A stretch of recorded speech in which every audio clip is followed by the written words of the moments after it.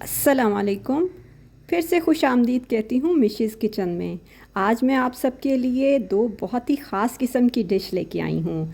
मज़ेदार कड़ी पकौड़ा और बीफ शामी कबाब। और ये दोनों रेसिपीज़ बहुत आसान हैं और अगर आपने अपनी फैमिली के लिए बना के उनको खिला दी ना तो यकीनन आप उनका दिल जीत लेंगी। तो चलें फिर शुरू करते हैं। यम्मी। आज ना मौसम बड़ा अच्छा हो रहा था, गहरे बादल छाए हुए थे, तो मैंने सोचा आज जो है ना कड़ी पकौड़ा बनाया जाए। तो बस इसके लिए ना मेरे पास मैंने जब देखा तो बेसन नहीं था। मैंने कहा उफ़, दही तो है लेकिन अब बेसन नहीं है। तो मैंने क्या किया, जो मेरी नेबर में मेरी फ्रेंड रहती है ना उनसे मैंने कहा कि आप मुझे जो है ना पैकेट वाला ना बेसन दे दें। मतलब कि जो मैं ऐसे चीज़ लेती हूँ कि जो हाफ़ के जी या 1 kg जो भी उसके पास रखी हो ना, तो मैं कहती हूँ कि पैकेट वाली मुझे चीज़ दे दें, वो मुझे देने में ज़्यादा आसानी रहती है। तो उसने कहा हाँ मेरे पास ना ½ kg का रखा हुआ है, मैं इम्तियाज़ से लाई थी। तो मैंने कहा बस ठीक है, वो ½ kg का पैकेट बेसन का मुझे दे दो, मैं फ़ाइन स्टोर जाऊँगी तो तुम्हारे लिए ½ kg का ही पैकेट लेकर आऊँगी। बस जी, फिर मैंने क्या किया, मेरे पास ना ½ kg दही रखा हुआ था। ये थोड़ा खट्टे वाला था और खट्टे वाले से आपको पता है कड़ी बहुत मज़े की बनती है। उसमें मैंने 5 बड़े चम्मच जो हैं वो बेसन के मिक्स किए, 2 ग्लास बड़े पानी के मिक्स करके उनको ब्लेंड कर लिया। इधर मैं ना आज इसका मिसाला भून के बनाऊँगी। कभी कभी मैं वैसे भी कड़ी बना लेती हूँ, लेकिन अब मैं ना काफ़ी टाइम के बाद बनाने लगी थी, तो मैंने कहा आज मैं ना मसाला भून के बनाती हूँ। मसाला भूनने के लिए मैंने इसमें ना एक बड़ी प्याज ली थी, उसे चॉप करके शामिल की, उसे हल्का सा लाइट गोल्डन करके उसमें लहसुन का पेस्ट शामिल किया। इसमें अदरक नहीं, मैंने लहसुन का पेस्ट शामिल किया था सिर्फ। स्पाइसेस में मैंने इसमें शामिल किया था जी 1.5 चम्मच नमक का, 1 चम्मच लाल मिर्चों का। थोड़ी सी लाल मिर्चें मैंने ज़्यादा रखी थी क्योंकि मैंने कहा कड़ी ज़रा स्पाइसी हो तो मज़े की लगती है।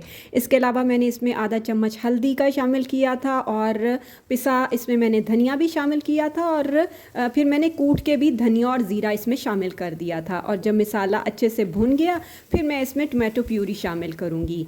तो बस फिर मैं इसको अच्छे से भून लूँगी और जब ये मसाला भुन जाएगा यानी कि ऑयल ऊपर आ जाएगा तो फिर मैंने जो मिक्सचर दही वाला बना के रखा था ना वो मैंने इसमें शामिल कर लिया। और इसी तरह मैंने एक पूरा ब्लेंडर का जग जो है पानी का वो भर के मैंने इसमें शामिल कर दिया था। और जब उबाल आएगा ना तो मैं साथ साथ हिलाती रही थी। जब उबाल आ गया तो फिर मैं इसे ढक के रख दूँगी और हल्की आंच पे इसको पकने के लिए रख दूँगी। ये कड़ी का मज़ा तभी आता है जब हल्की आंच पे ये 2-2.5 घंटे तक पकती रहे। और मुझे ये था कि मैंने कहा कि जल्दी रख दूं क्योंकि फिर 2:30 बजे गैस चली जाएगी। और ये लंच के लिए मैं रेडी कर रही थी, तो मैंने कहा ये जल्दी से बन जाए ताकि लंच में मैं बॉयल राइस के साथ खाएं और जिसने रोटी के साथ खाना है रोटी के साथ खाए। तो बस जी, इधर किचन के दूसरे काम भी हो रहे थे। मैंने कहा चीज़ें सारी काट के रख लेती हूँ पकौड़ों के लिए भी और बर्तन वगैरह भी वॉश कर लेती हूँ। मैंने कहा कड़ी पक रही है तो फिर बाकी काम किए जाएं। आज मुझे ना गरम मसाला भी पीस के रखना था। मैं ज़रा ना थोड़ा थोड़ा ही गरम मसाला पीस के रखती हूँ ताकि इन चीज़ों की ना खुशबू बाकी रहे। और कुछ मैं इसमें स्पाइस किट में डाल दूँगी और कुछ मैं बॉटल में डाल के रख दूँगी। इसी तरह फिर मैंने ज़ीरा और साबुत धनिया भी अलग अलग से उन्हें मैंने थोड़ा सा भून लिया और फिर अलग अलग ही मैं थोड़ा दरदरा सा ना वो पीस के तो मैं बॉटल्स में बंद करके रख दूँगी। फिर बड़ी आसानी हो जाती है किसी चीज़ में डालना हो ना। तो इस टाइम ना मेरी हेल्पर भी आ चुकी थी और वो भी जो है ना फ्लोर क्लीनिंग कर रही थी। तो मुझसे पूछ रही थी कि बाजी आज क्या बना रही हैं आप ना। तो वो मुझसे ना अक्सर पूछती होती है कि बाजी आज क्या बनाया है, तो फिर मैं उसे बताती हूँ कि ये बनाया है ना। तो कहती कि अच्छा आज कड़ी तो बन रही है और साथ चावल में भी बनेंगे, तो सुबह मैंने नाश्ता नहीं करके आना, मैं आपके पास ही आके ना कड़ी और चावल खाऊँगी। तो मैंने कहा अच्छा चलो ठीक है, मैं तुम्हारे लिए ज़रूर रखूँगी। आज जो है ना किचन के काम ज़रा ज़्यादा थे, इसलिए मैंने ना हल्की फुल्की ही डस्टिंग की थी। और उसके बाद मैं फिर से किचन में आ गई थी क्योंकि इस वक्त मेरा बेटा भी जाग गया और उसने कहा कि आप मुझे ऑमलेट बना दें। तो बस मैंने फिर उसको ऑमलेट बना के दिए और फिर साथ में उसने सैंडविचेस बना लिए ऑमलेट के। पहले तो मैंने आज सोचा था कि मैं ना वॉशिंग मशीन लगाऊंगी, लेकिन जब मैंने मौसम देखा तो फिर मैंने कहा वॉशिंग मशीन को रहने देते हैं, आज कड़ी पकौड़ा मज़ेदार सा बनाते हैं।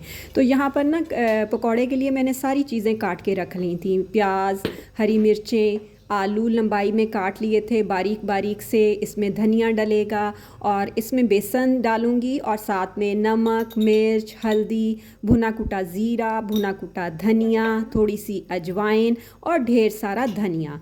और धनिए से आपको पता है पकौड़ों का टेस्ट बढ़ जाता है। बस ये सारी चीज़ें डाल के ना मैं इसे मिक्स करके अब साथ ही पकौड़े बनाना भी शुरू हो जाऊंगी। वैसे तो सब्ज़ी वाले पकौड़ों में ना मुझे बेसन कम ही अच्छा लगता है, लेकिन ये है कि अभी मैंने कढ़ी में डालना था ना, तो मैंने थोड़ा सा बेसन बेसन को और थोड़ा डाल के। ज़्यादा ही रखा था ताकि कढ़ी में जाके ना वो पकौड़े नरम से हो जाएं। तो बस मैंने कहा साथ साथ में कढ़ी बनती जाएगी और साथ में पकौड़े बना के ना वो मैं कढ़ी में डालती जाऊंगी, ताकि उन्हें फिर नरम होने का टाइम भी मिल जाएगा और साथ साथ वो पक भी जाएंगे। कढ़ी बनाते हुए ना मुझे अम्मी की याद आ रही थी कि वो गांव में ना लकड़ियों के चूल्हे पर ना बहुत मज़ेदार और बड़ी जल्दी कढ़ी बना लेती थीं। और जो है ना उनके हाथ में ना टेस्ट बहुत ज़्यादा था, और पूरी फैमिली वाले जो है ना उनकी तारीफ़ करते थे कि तुम्हारी अम्मी के खाने का ना अलग ही टेस्ट होता है। आजकल ना मेरा गांव जाने को बहुत दिल कर रहा था, क्योंकि बहुत टाइम हो गया था। मेरा ख्याल है मैं पिछली सर्दियों में गई थी, तो बहुत दिल कर रहा था गांव जाऊं, वहाँ पर 2-4 दिन ही क्यों ना हो, लेकिन जो है ना 2-4 दिन रह के आऊं। मेरे छोटे भाई ने जो है ना फ्राइडे को जाना तो था, लेकिन अब देखें हमारा प्लान बनता है गाँव जाने का कि नहीं। अभी हमने मुजफ्फ़रगढ़ भी जाना है, वहाँ पर मेरी देवरानी के जो है ना बेटा बेटी दोनों की ना शादी है।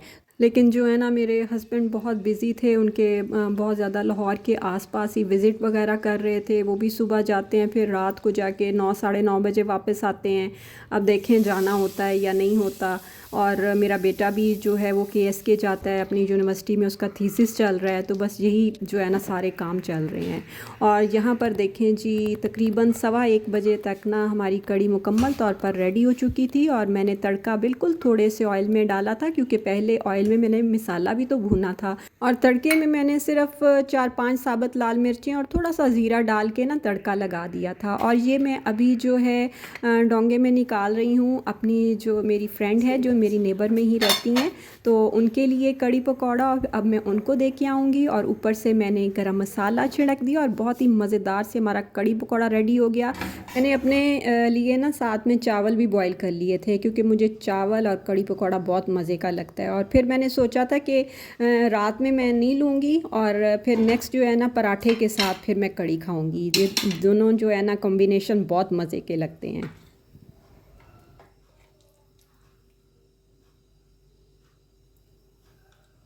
कढ़ी वाकई बहुत मज़े की बनी थी। और बस मैं अब खाकर जो है पहले नमाज़ पढ़ूँगी, और उसके बाद किचन वगैरह क्लीन करूँगी। और इस टाइम ना लाइट भी जा रही थी, क्योंकि बाहर बहुत ज़्यादा तेज़ बारिश हो रही थी, बहुत तेज़ बारिश हो रही है।